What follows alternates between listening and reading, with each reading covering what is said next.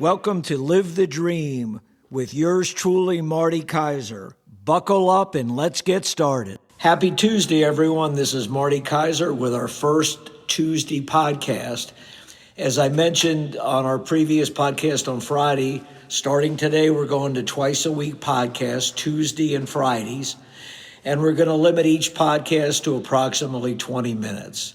I thought it would be a little bit crisper and the information will be fresher rather than waiting a week between podcasts. So I hope everyone had a great weekend, and for those that celebrate Easter, had a great Easter weekend with their family and friends. Today, we'll start off with a quick sports blurb, and then we'll go into kind of a state of real estate and the economy. Sports-wise, for those of you that are basketball fans, the NBA playoffs just started. They're in their first round. The playoffs are always much more exciting than the regular season. And the only real surprise so far in the first few games of the playoffs has been the Los Angeles Lakers got demolished by the Minnesota Timberwolves. The Lakers were playing at home and they were favored. It looks like an early prognosis. The matchups in that series may favor the Timberwolves because they have more size and they play better defense. We'll have to follow that carefully. Tonight is game 2. This is a critical night. If the Lakers are going to win this series, they must win tonight. The other series is the young upstart Detroit Pistons. They kind of had a unique year. They over tripled their wins from last year. They were one of the 2 worst teams in basketball last year. And for the most part have similar players but a new coach, and the coach has done an outstanding job. So they're playing the New York Knicks. The first 2 games of the series, the Knicks came back from a deficit and won game 1, but the Pistons came back and won game 2 yesterday.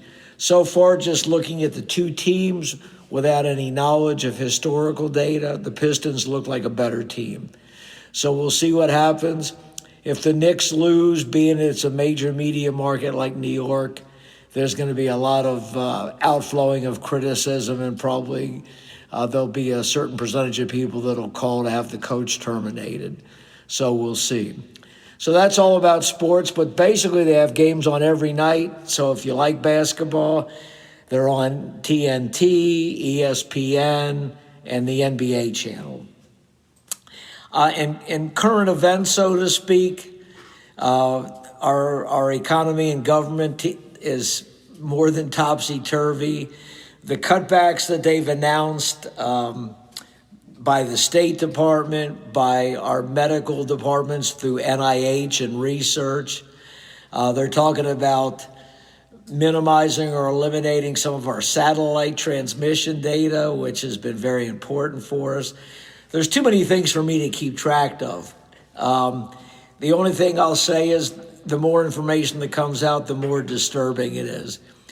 The only thing you can universally say if all these cuts go through are it's going to weaken our country, both in terms of being the leader of medical research, kind of like space, not space exploration exactly, but satellite transmission,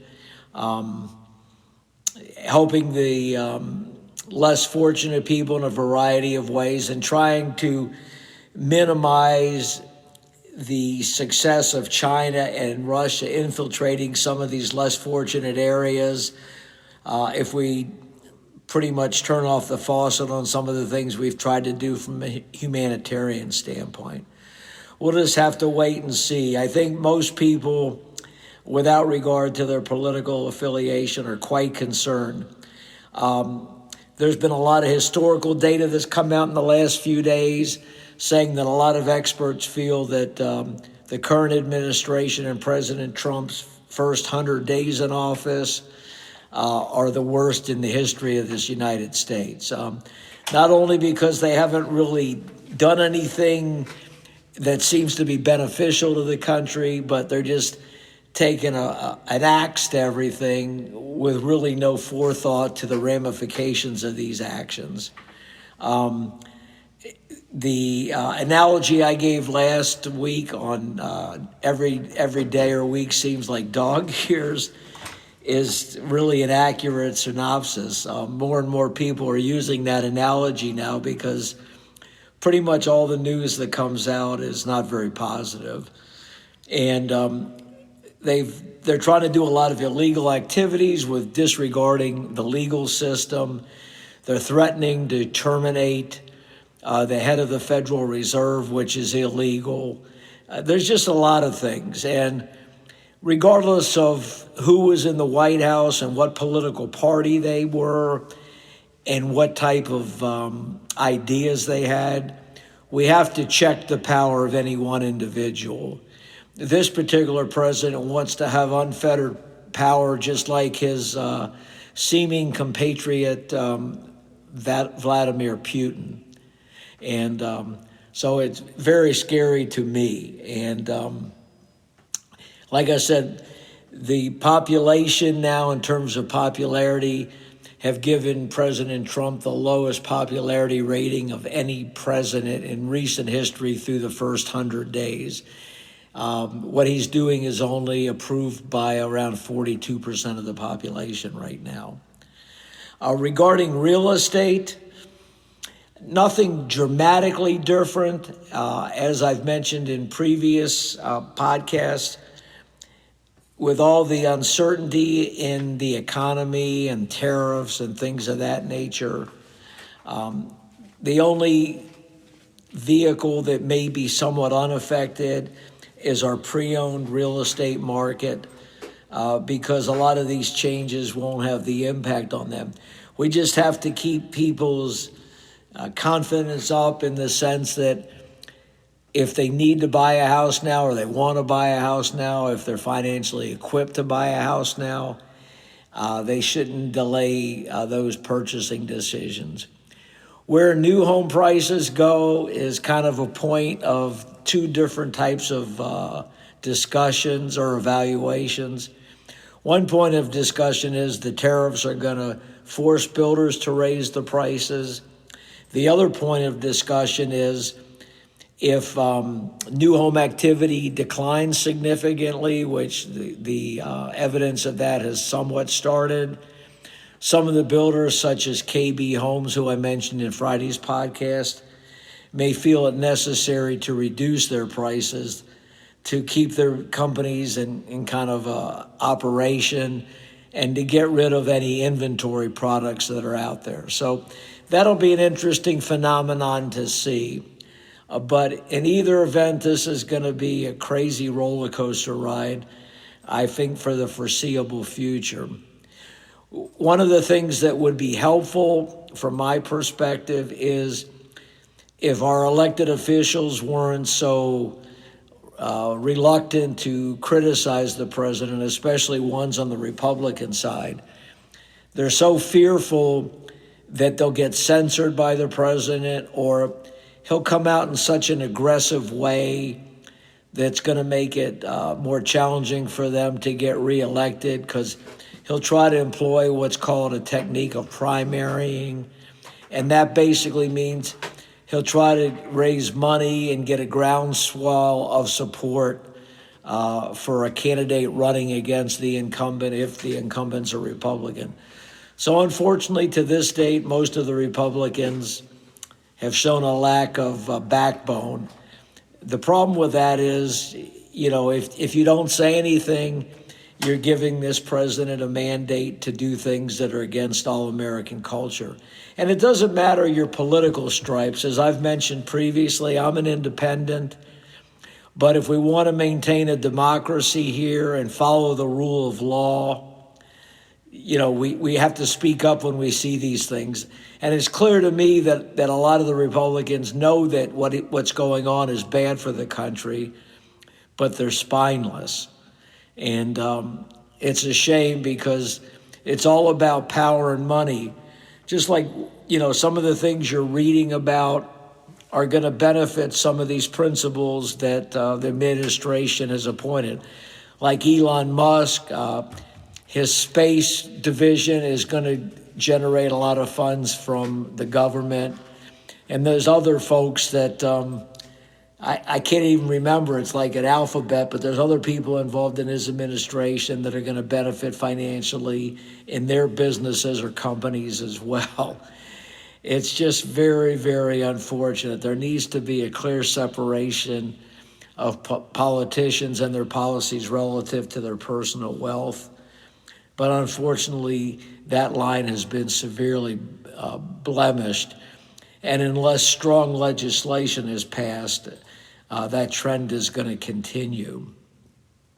Who I feel particularly bad for are people near or entering their retirement because there's so much uncertainty in what they should be doing with their 401k and other investments.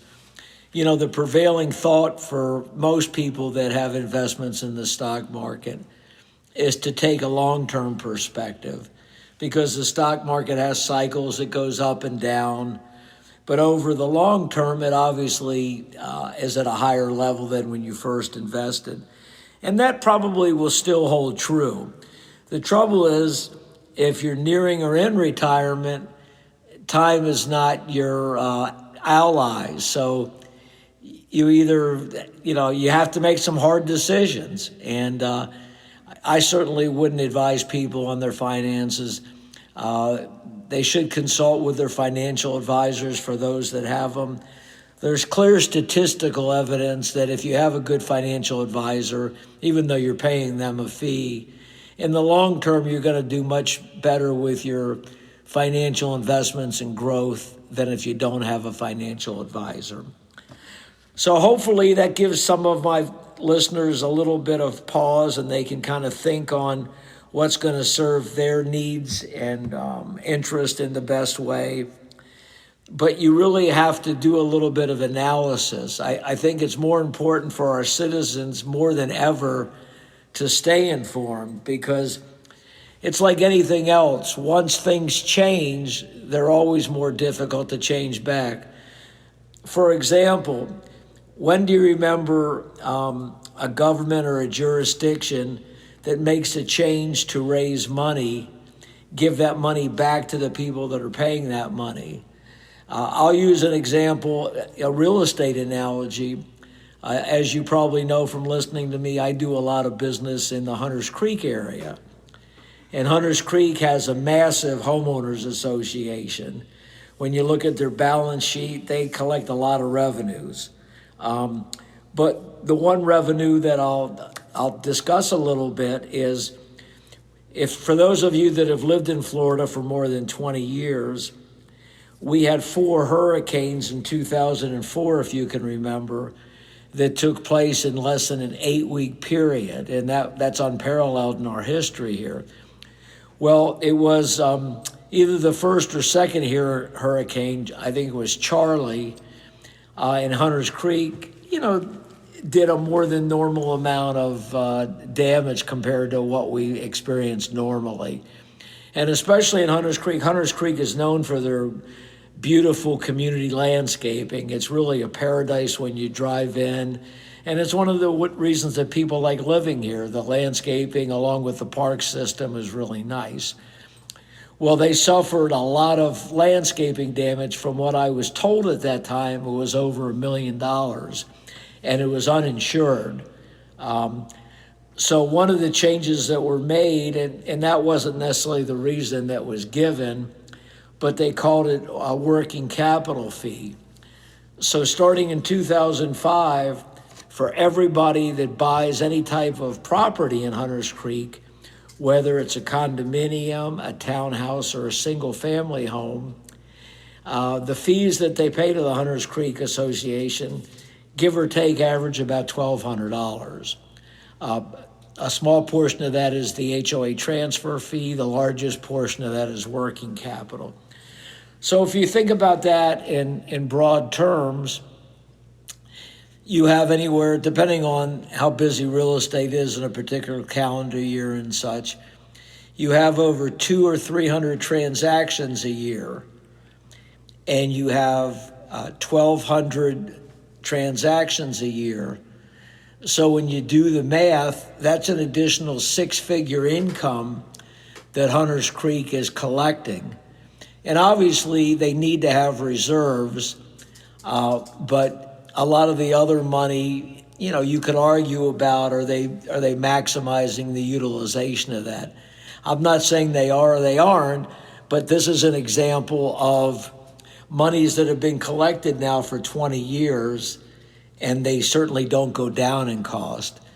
And I know when we explain this to buyers, a lot of them are surprised by the fee. And then, of course, folks that have lived here since before 2004, and let's say they stay in Hunters Creek, which is very common. A lot of people live for a long period of time in Hunters Creek. And over the years, they've decided to upgrade and buy either a newer home or a larger home or whatever the case may be. They're taken aback because when they bought their house in 2003, for example, they didn't have a working capital fee. But now if they buy a house, they have a new $1,200 fee that they didn't have before. And this pertains to every owner of Hunters Creek, regardless of how many homes they own. So let's say you have a multiple homeowner that owns 3, 4, 5 homes. Every time they buy a home, they're going to pay another $1,200. So that does add up. And so when these new fees come along from any kind of government jurisdiction, it's important that you think long and hard about the long-term effects of having that increase. So that's all for today. We look forward to seeing everybody this coming Friday. Have a great week. Don't work too hard, and we'll talk Friday. This is Marty Kaiser out.